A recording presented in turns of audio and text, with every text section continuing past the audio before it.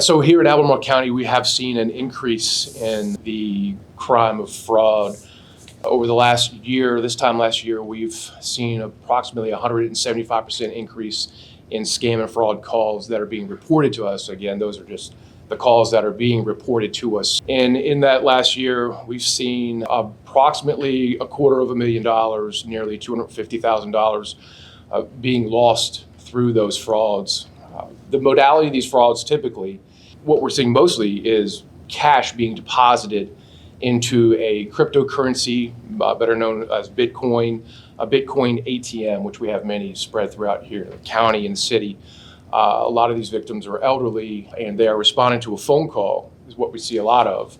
Phone calls that are threatening to them, impersonating law enforcement, impersonating a family member or friend who is in need, the typical scams and frauds that you've heard of. And that threat leads them into a sense of urgency, and we know what happens when we have a sense of urgency. We tend to make decisions without thinking them through. Most of the time, we see people not reporting those calls to the police because they are embarrassed. And how could I fall for something like this? And the folks who are pulling off these scams are highly trained, and they work 40 hours a week just like we do, perfecting these scams. And they do sound like someone from your bank or someone from a utility company or even law enforcement sometimes. So it's just important to know to never to react, never to make a financial transaction strictly due to a phone call that you receive or an email. We have seen an increase in cryptocurrency crimes like Albemarle has.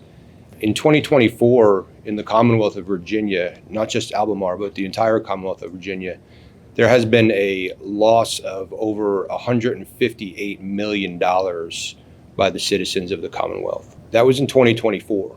Unfortunately, in 2025, that number rose significantly to over $350 million.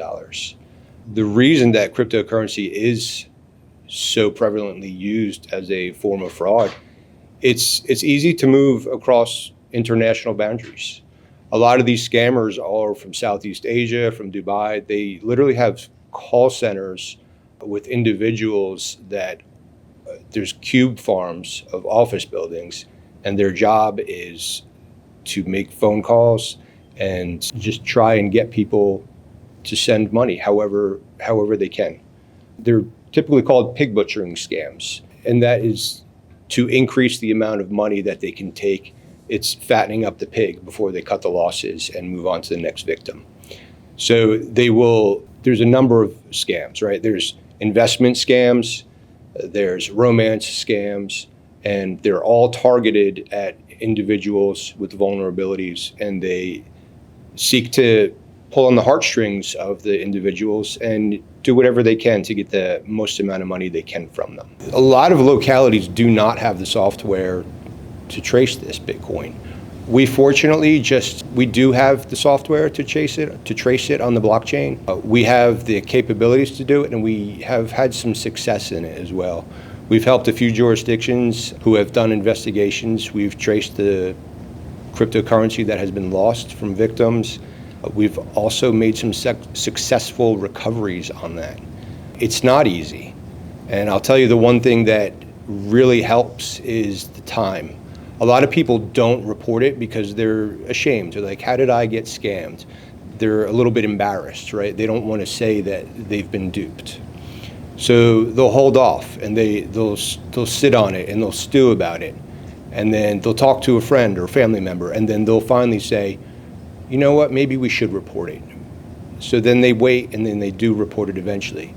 But all in that time, it's moving on the blockchain further and further away. If we can get somebody to report it within 48 hours, we like to say, the chances are so much more successful. But the longer we wait, the more difficult it is. But it is possible, and we're trying to help everybody out and make this a success. I'd like to start at the beginning because many of our citizens don't even know what cryptocurrency is. It's as simple as a digital currency. You cannot touch it like cash. And it's bought and sold and transferred over the internet. And it's not regulated by the government. So I think it's important for all of us to kind of have that in the beginning to understand that. Now, at the FBI, some of the statistics that we have seen in the trends, this is based on our 2024 data. The data shows that there is a sharp increase of frauds that involve cryptocurrency. So much so that between 2023 and 2024, we have seen a 66% increase. Now, that's across all frauds. It's not one fraud, but it's using cryptocurrency. The total loss was $9.3 billion loss nationally. And the age group that we see that's the most vulnerable and the greatest loss is our older adults. And how we classify our older adults is over the age of 60. So in that category, we have seen a $2.8 billion loss with our elderly. That's a total of about, based on 149,000 complaints as well. Now, why are the fraudsters interested in using cryptocurrency? I kind of see two sides of this. One side, as a sergeant stated, is pig butchering or online investment frauds. But what I'm interested in, the message that I'd like to share, is how a victim takes their cash, goes to a Bitcoin ATM machine, converts it to a digital format, and send it to the fraudster. So I'm going to take a general scenario here. This is just one example. So there's a fraud in process, and it could be a government impersonation fraud. It could be a tech support scam or another type of fraud. But the fraudster has gotten control of the victim, usually through making them feel like there's a sense of urgency or panic. And when that happens in the brain, the heart rate goes up, cortisol levels are released, and then that shuts down the logical part of the thinking of our brain. And so the fraudsters do this on purpose. And so now they have the control. So once that happens and they get control and they convince them that they need to convert their money, and it might be because they want to put their money in safekeeping because they think the whole banking system's been compromised, or they think that a loved one is going to be harmed. Once they have established that, they are going to direct the victim to a Bitcoin ATM. Now, you can find this anywhere on the internet. There are websites. So if they have the victim's address, they can just search for a Bitcoin ATM. And you might think, where is the Bitcoin ATM? Well, they're actually all throughout the community. They're in our convenience stores. They may be at a grocery store, a gas station, or vape shop. And so once the perpetrator, the fraudster, locates the Bitcoin that's the closest to the victim, they will give them the address. Another thing that they'll give them that's really important to know, and this is important for loved ones who have elderly people that they care about, and it's important for our elderly citizens to know this. They will likely give them a QR code. This is a QR code. Many people in our community that may be older do not know what this is. So if they receive this on their phone, then it's important to know that potentially could be part of the fraud. So what the QR code actually is, it's a cryptocurrency wallet address that's embedded in the code. So this is what the address looks like. It's a long string of numbers that are alphanumeric with various capitalizations as well. So the victim will go to the location, bring the QR code, go into the Bitcoin ATM machine, go walk up to it, and there's probably 4 things that they're going to do. The first one is enter in their phone number. When they enter in their phone number, they get a verification code on their phone, and then they will enter that. They will be prompted to then put in the crypto wallet, which is kind of like an email address for money. It tells the victim where to send it. So if they have the QR code, they can just scan it. And then now it's time to put in the money. They've got the cash. Maybe they went to their bank and they got it from their bank, and they feed it into the machine. And then it's converted digitally, and then it instantaneously goes to a wallet. It could go to the perpetrator who's overseas.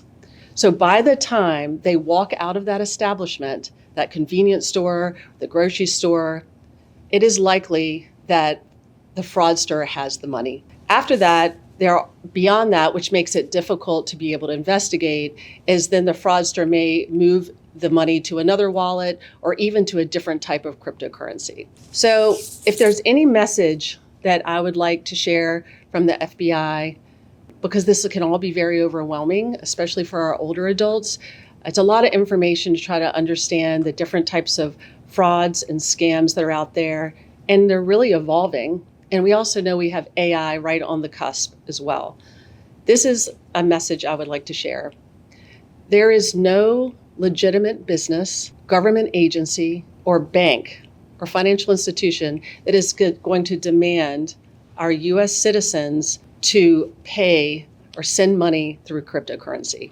If you know that, and that is something you could know yourself or share it with a loved one, it's just a great thing to remember to keep you safe. Also, if you feel like you might potentially be a victim and you feel that emotions rise, that panic, that sense of urgency, then I think you should just close your computer, step away, put your phone down, and just pause. Just take a beat and pause. And then I would recommend you go talk to someone. Talk to a family member, talk to a friend, talk to a bank employee. They are well trained on this. And let them help you connect you with law enforcement. And if you don't have family or friend, then pick up the phone and talk to law enforcement, because they are well trained on this, to go ahead and file a report with our Internet Crime Complaint Center. That's also called IC3. You can do that at ic3.gov. And what's really important when you fill out the report that goes to IC3, which is later analyzed and reviewed to see if we need to take action. So when you're filling that out, the best advice I could give to a citizen is put as much detail in there as you can. Names, phone numbers, crypto wallet, addresses, headers from emails. The more information that we have, the better that we can do at our jobs to keep everyone safe.